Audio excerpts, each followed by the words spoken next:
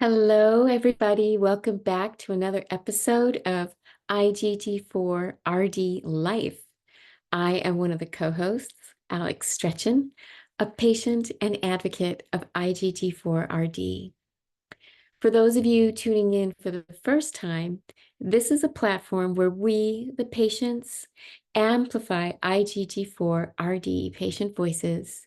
We discuss our daily lives, successes and struggles both. We provide information, talk about research, ongoing and upcoming trials, resources, and more. And today, I want to talk a little bit about self-care. For people with chronic health conditions, it's an important topic.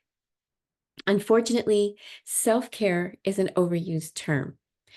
When I think of self-care, I don't think about escapism or self-indulgence, although self-care might include that at times. When I think of self-care, though, I think of self-care. How do I care for myself, me, a person with IgG4 related disease who has to manage my condition and get through life with some semblance of normalcy? How do I care for myself when humaning is too difficult? Because let's face it, when you're in a flare or fatigued, the last thing you want to do is basically anything, especially act normal and speak normally. I care for myself by doing things that encourage self-acceptance, self-love, self-monitoring, which is a form of self-awareness. You know how we say, track, track, track.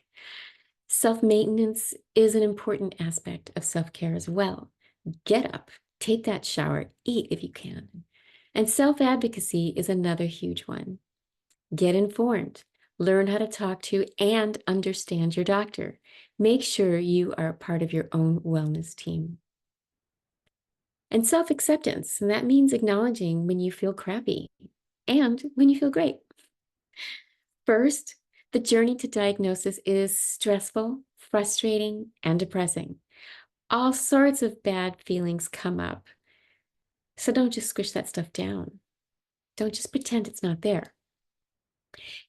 And secondly, even though it's great to finally get diagnosed, you then have to struggle with the reality of the disease and whichever and however many organs have been affected or irrevocably damaged by the time you got diagnosed.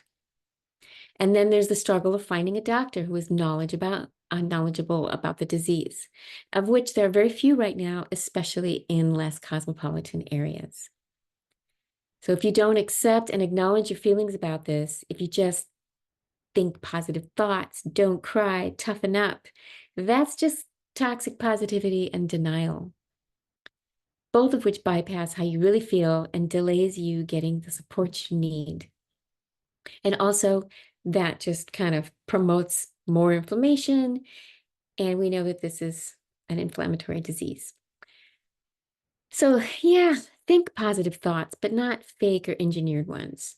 And one of these days, we'll talk about that, but it's too huge a topic to talk about now. I have literally given a 2-hour lecture on positive thoughts alone. So in a nutshell, being dictatorial to yourself is not caring for yourself. And my list goes on, actually, but those are the ones that remain top of mind on a regular basis. And what else comes top of mind when it comes to caring for myself? Interdependency, supporting and getting support from your community. Talk to people who understand the disease by joining a support group.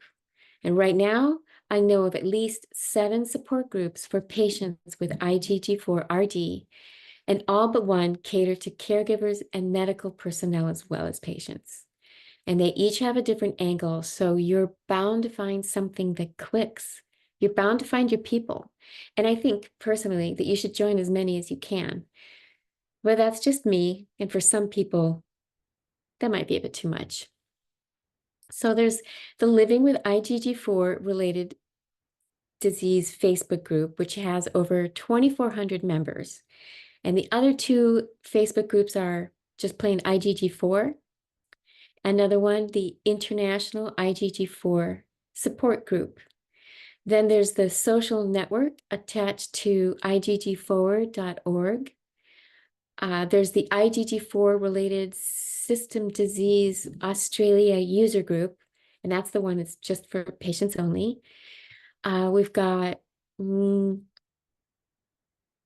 Reconnect, which serves all of Europe. And finally, number 7 is the IgG4 Connect community on Discord. And it's the first of its kind insight generating community. And by joining, you find support as well as having the opportunity to contribute to groundbreaking research that will shape future therapies and treatments. This community also has exclusive monthly mental health sessions on Zoom, led by the esteemed Dr. Al Friedman and tailored just for IgG4-RD patients and their caregivers.